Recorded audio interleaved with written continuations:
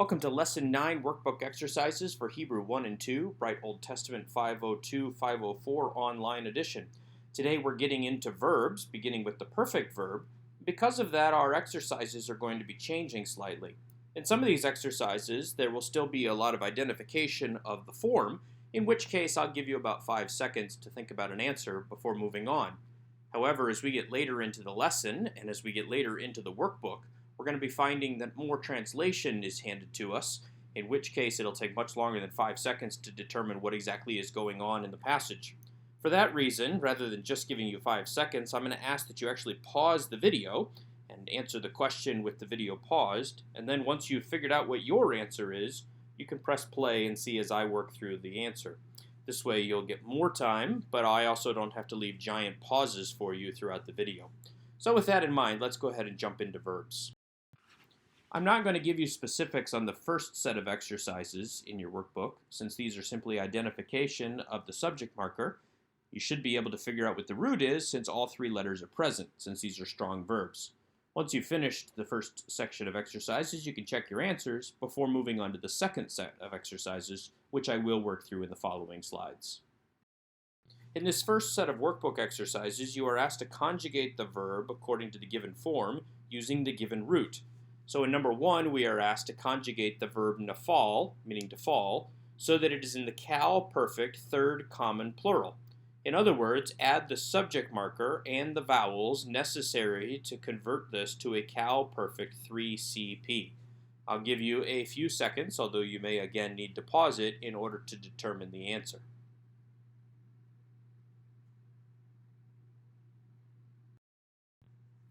The answer to number 1 is nafalu. You'll notice that there is no dagesh line in the pay. Instead, this is a soft pay, a f sound, nafalu. You'll also notice that we have a vocal schwa under the pay, so that this is nafalu, not naflu. And also that we have a metheg with the comments under the nun, indicating that this is a comments, not a comments atuf. It is a long A, not a short O.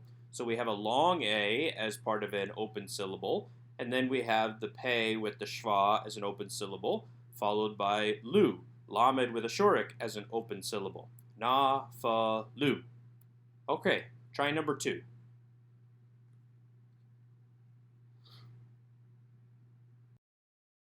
The answer to number 2 is shamarnu. In number 1, we had third common plural, which is marked by the subject shurik. Here in the first common plural, we mark our subject with a nun shurik. Nun shurik, however, is not strong enough or emphatic enough of a syllable to draw the accent to itself. So this is not shamarnu, this is shamarnu, which keeps the accent on the second syllable where it was to begin with. Because the accent stays on the second syllable, we're allowed to retain the comments under the shin. Otherwise, we would have to reduce it if the accent was on the nu, because comments does not like to be 2 syllables away from the accent. Here, though, next to the accent, it's allowed to stay in its normal place. So we have shamarnu with a silent schwa under the resh. Mar, shamarnu. Okay, try number 3. A cal perfect 3ms from pakad.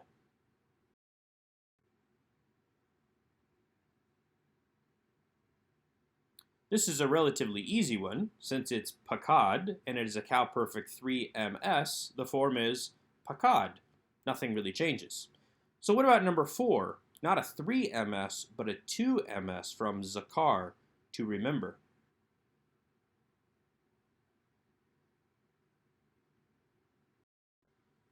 The answer for number 4 is zakarta. Very similar to number 2, shamarnu. Here we have a tav plus a kametz, which again is not strong or emphatic enough to draw the accent to itself, so it's not zakarta, but zakarta. The pointing does not show up on this particular slide because of a technical mistake. However, there should be a kametz under the zayin, and there should be a patak under the kaf, so that it is a long A under the zayin, and then a short A under the kaf, followed by a silent shva under the resh. Zakarta, again with that accent on the second syllable. Let's move on to number 5. How would you conjugate katav as a cal perfect 2FP? The answer for number 4 is zakarta. Very similar to number 2, shamar nu.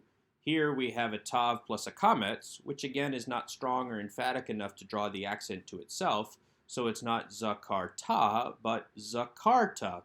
The pointing does not show up on this particular slide because of a technical mistake. However, there should be a kametz under the zayin, and there should be a patak under the kaf, so that it is a long A under the zayin, and then a short A under the kaf, followed by a silent shva under the resh. Zakarta. Again, with that accent on the second syllable. Let's move on to number 5. How would you conjugate katav as a cal perfect 2FP? The answer is katav 10. You'll notice that because this ends in a consonantal ending, with tav plus a segol plus a nun, that it is strong enough to draw the accent to itself. So this is not katav 10, but katav 10, a silent shva under the beit, the patak under the tav. You'll also notice that we have a shva under the kaf at the beginning of the word. This is because the accent has shifted all the way to the end of the verb, 10. Since the kametz under the kaf prefers to be next to the accent, and it can no longer be, it reduces to become a shva. This is a very common practice, hence the name propretonic vowel reduction, since it is in the propretonic position, 2 syllables in front of the tone or tonic syllable. Let's move on to number 6. Conjugate number 6, lakad, as a cal perfect 3FS.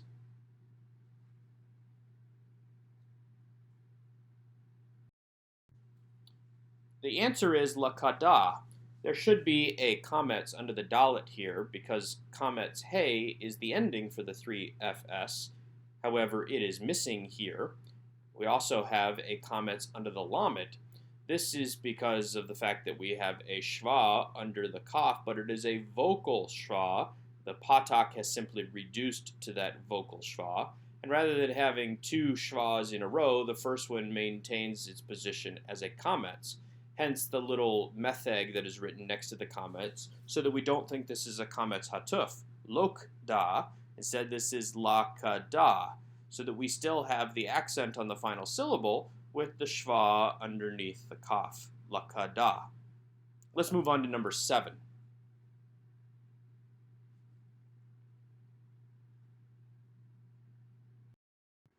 The answer for number 7 is katalt. We have the tav plus the shva at the end of this verb, which is interesting in terms of pronunciation, since our rule typically says that the second shva is supposed to be pronounced, but our pronunciation guides for the 2FS subject marker say it's not supposed to be pronounced. So we have katalt. We would expect katalta if this was actually vocalized, but since it's a shva underneath the tav and not actually vocalized, the accent remains on the last syllable, which technically is the last 3 letters of this root, the tate, the lamed, and the tav all together, talt, ka-talt. Because the accent stays on that set of 3, we still have the kametz under the kof. It has not actually gone anywhere. What about number 8? How do we take yashav and conjugate it to a cal perfect 1CS?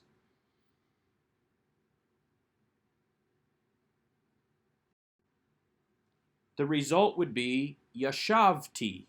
Again, with our marker ending in a vowel, a heroic yod with the tav, we do not take the accent onto that final syllable, but leave it on the second to last syllable.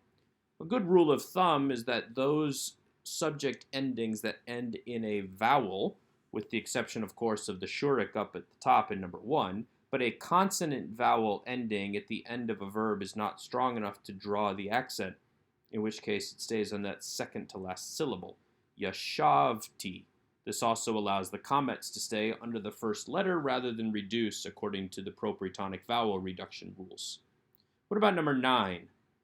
Yarash, but cal perfect second masculine plural.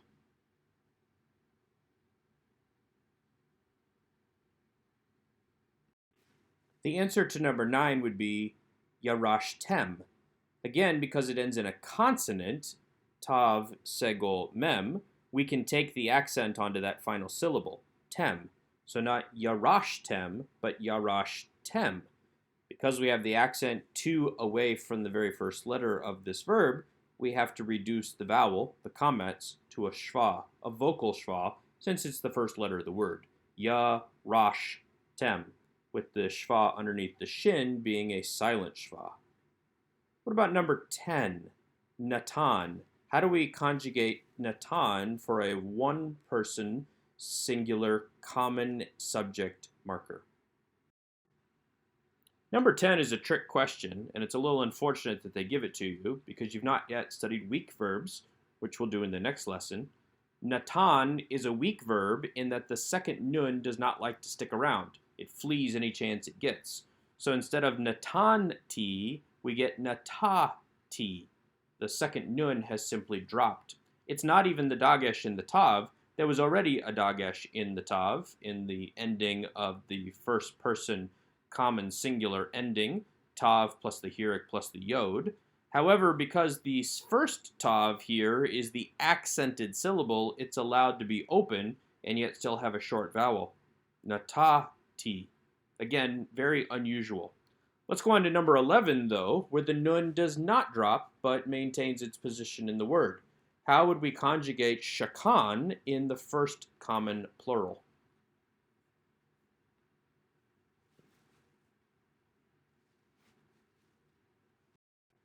Well, shakan does retain its nun. However, because the first common plural also has a nun, the two nuns combine to become a nun with a dagesh. The dagesh represents one of the nuns, so that instead of shakan nu, we get shaka nu, where the accented syllable has the patak under the kaf, and then the double nun following the kaf. One of those nuns would technically go with the patak and the kaf, although you can barely hear it, but then again, you can't hear really that it's missing either. Shakanu, where we pronounce the whole thing together, you hear the accent on the second syllable, but all you hear is nu at the end of the verb, indicating the first common plural marker. You can compare this to number 2 up above, where you'll see that there is no dagesh in the nun in number 2, only in number 11 where the two nuns have combined. Okay, let's try number 12, our final one. How do we conjugate karat to the one CS?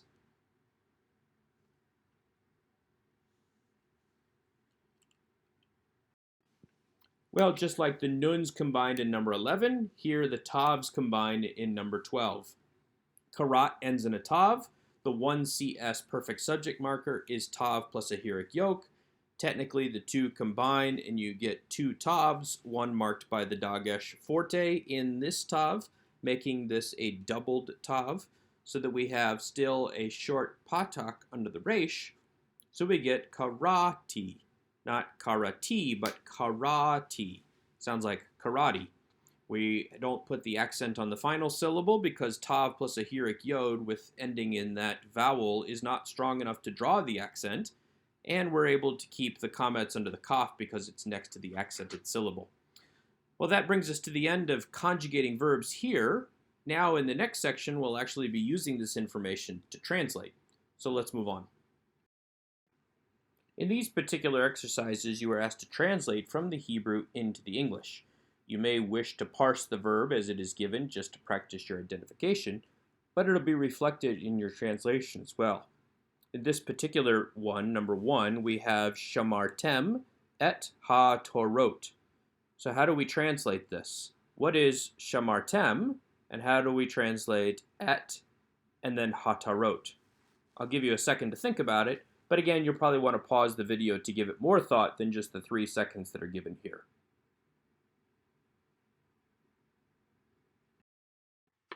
The correct answer for number 1 is you have kept the laws. The you being plural, tem, with the tav, segol, mem, the mem being an indication that we are dealing with masculine, the tav being an indication that we're dealing with masculine plural. Et is the direct object marker, ha is the definite article, Torah is law. Torot is laws, feminine plural. Let's move on to number 2. How would we translate this question?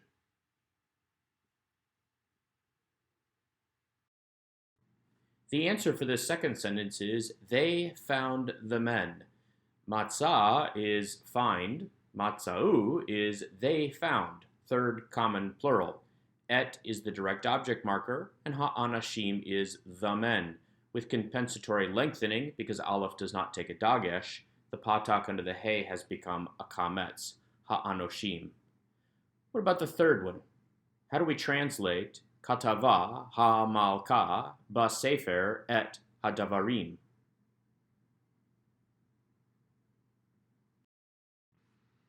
The verb is katava, which is a third-person feminine singular from katav, the 3 fs ending being the kametz hey. The subject, in typical Hebrew word order, follows the verb, although occasionally for emphasis it will come first, but most often will come following the verb. The subject is the queen, ha-malka. We're then told where she wrote. She wrote basefer, in the book, the definite article being found underneath the bait preposition. The queen, she wrote, in the book, et hadavarim, the direct object marker with the words. The queen wrote in the book the words, or the queen wrote the words in the book. We don't need to say the queen she wrote, because that would be redundant. We can simply say the queen wrote. Either word order is fine, whether we say in the book the words or the words in the book. Let's move on to number 4. How would we translate this particular phrase?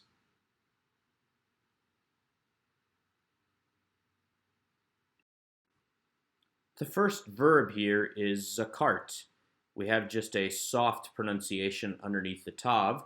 This is a second shva, which in most cases would be pronounced, but because it is at the end of the word, it is not pronounced as hard, so it is more of a zakart, just getting us to the next word in the phrase. This is the 2 fs ending, tav with a shva. You remembered. We then have the direct object marker, et, followed by a definite construct phrase, divrei ha-navi'im. We have the definite article on navi'im, the prophets, hence it is the words of the prophets. You remembered, you, again, being feminine singular, but you remembered the words of the prophets. What about number 5, the final one in our list here? How do we translate number 5? The verb in this last sentence is shamarnu, with a 1 CP subject marker, nun shurik. Again, a shurik is not strong enough to draw the accent to itself, so the accent remains on that second to last syllable, shamarnu. We have observed, we have kept, we have guarded, or simply, we kept, we guarded, we observed. Et hatorot, the laws, the et ha-mitzot, and the commandments. We have observed, we have guarded, we have kept the laws and the commandments. Well, that brings us to the end of these particular workbook exercises. Hopefully you have found this helpful. I would encourage you to go back and review these exercises and see if you can perhaps do them on your own. If you have any questions, be sure to contact your professor.